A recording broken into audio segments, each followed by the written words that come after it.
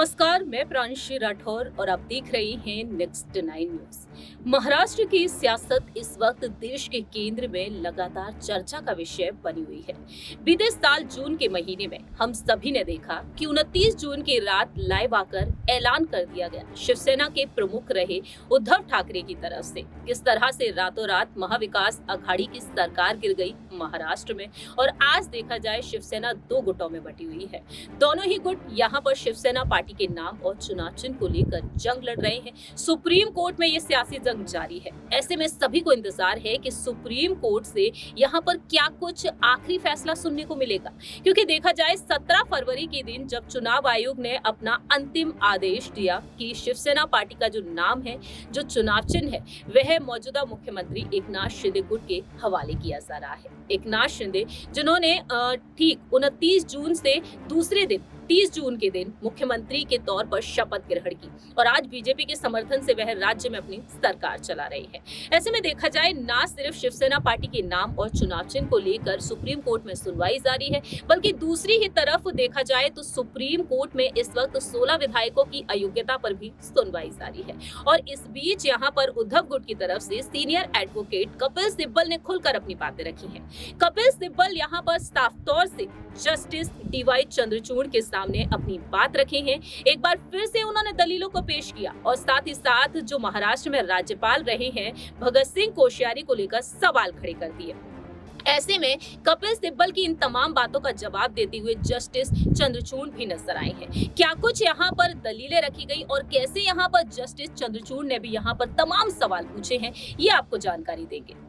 दरअसल जानकारी के लिए आपको बता दें कि सीनियर एडवोकेट कपिल सिब्बल ने राज्यपाल को लेकर साफ तौर पर कहा कि राज्यपाल राजनीतिक क्षेत्र में प्रवेश किए, इस प्रकार लोकतांत्रिक रूप से निर्वाचित सरकार को गिराने में मदद मिल गई। सुनवाई के दौरान जस्टिस पीएस नरसिम्हा ने कहा ये तर्क कभी कभी खतरनाक भी हो सकता है, क्योंकि पार्टी में एक नेता के अलावा बिल्कुल भी आजादी नहीं है, कई बार इसे एक ही परिवार चलाता है। कपिल सिब्बल का कहना रहा कि राज्यपाल ने अपना फैसला शिवसेना के बहुमत के दावे के आधार पर किया। बहुमत साबित करने के लिए राज्यपाल किस संवैधानिक आधार पर किसी गुट को, चाहे वह अल्पमत हो या फिर बहुमत, मान्यता दे सकते हैं। राज्यपाल केवल गठबंधनों और पार्टियों से निपट सकते हैं, वह व्यक्तियों के साथ व्यवहार नहीं कर सकते, नहीं तो तबाही मच जाएगी। ऐसा नहीं है कि राज्यपाल विश्वास मत नहीं मांग सकते, लेकिन उन्होंने जिस वजह से विश्वास मत का आह्वान किया वह बाहरी कारणों पर नहीं हो सकता। संवैधानिक उत्तरदायित्व से परे जाकर राज्यपाल राजनीतिक क्षेत्र में प्रवेश नहीं कर सकते। गठबंधन के आधार पर विश्वास मत मांगा जा सकता है, लेकिन राज्यपाल एक पार्टी के गुट और कुछ असंतुष्ट विधायकों के असंवैधानिक कृत्यों को वैध ठहराया है। ऐसे में यहाँ पर सीजेआई डीवाई चंद्रचूड़ ने उनसे पूछा, राज्यपाल संख्या नहीं देख सकते? सिब्बल कहते हैं कि इस तरह से विश्वास मत नहीं मांगा जा सकता, कोई पर्याप्त कारण नहीं है। ये एक ऐसे गुट को मान्यता देने के बराबर है जिसकी कोई संवैधानिक पहचान नहीं। राज्यपाल केवल गठजोड़ से जा सकते हैं, न कि व्यक्तियों के आंदोलन से, जिसे स्पीकर देख सकते हैं। जब हम इस अदालत के कक्ष में प्रवेश करते हैं, ये अलग आबा है। हम एक उम्मीद के साथ आते हैं, आप ही एकमात्र उम्मीद है, आप अरबों लोगों की उम्मीद है। लोकतंत्र को नष्ट नहीं होने दिया जा सकता है। सिब्बल कहते हैं कि राज्यपाल की राजनीतिक क्षेत्र में प्रवेश और इस प्रकार लोकतांत्रिक रूप से निर्वाचित सरकार को गिराने में मदद की। संवैधानिक ढांचे के भीतर, सदन के अंदर, बाहर और पार्टी के कामकाज के अधीन विधायिका की इच्छा है।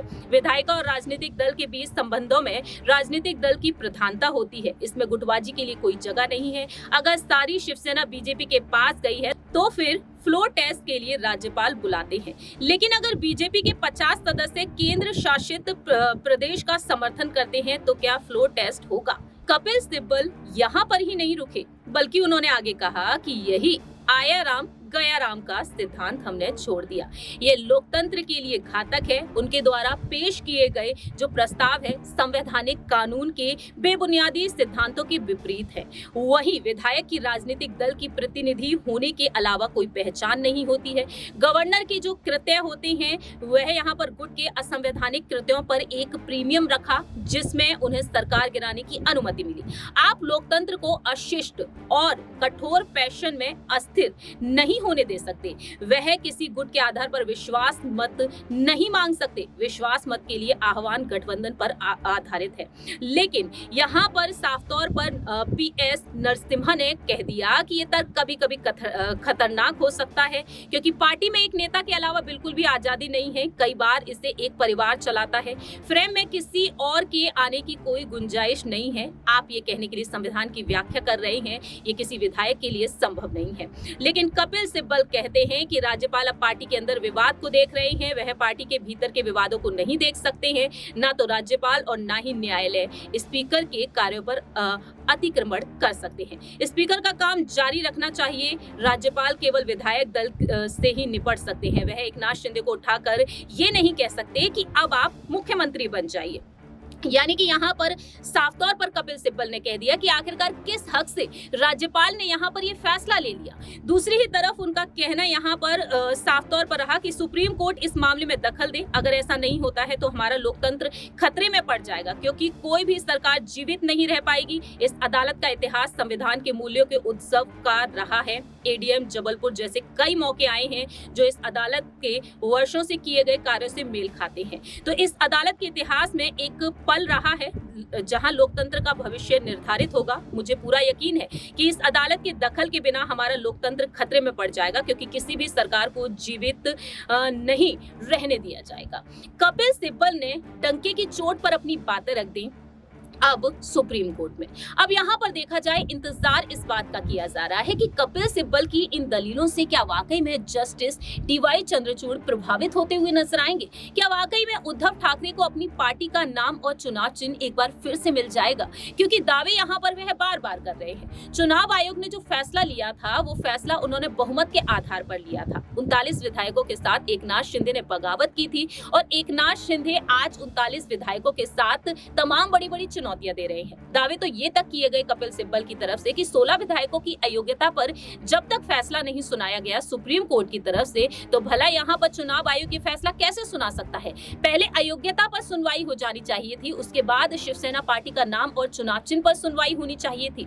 उनका साफ तौर पर कहना रहा कि डर तो ये है कि एकनाथ शिंदे गुट ने यहाँ पर शिवसेना पार्टी का नाम और चुनाव चिन्ह तो ले लिया, लेकिन अब यहाँ पर शाखाओं, कार्यालय और साथ ही साथ फंडिंग्स पर भी अब उनकी नजरें बनती हुई नजर आ सकती हैं। लेकिन एकनाथ शिंदे का दावा यहाँ पर ये रहा, हमारी नजरें फंडिंग्स पर नहीं है, और ना ही शिवसेना के कार्यालय और उनकी प्रॉपर्टीज पर है, ना ही उनकी शाखाओं पर है।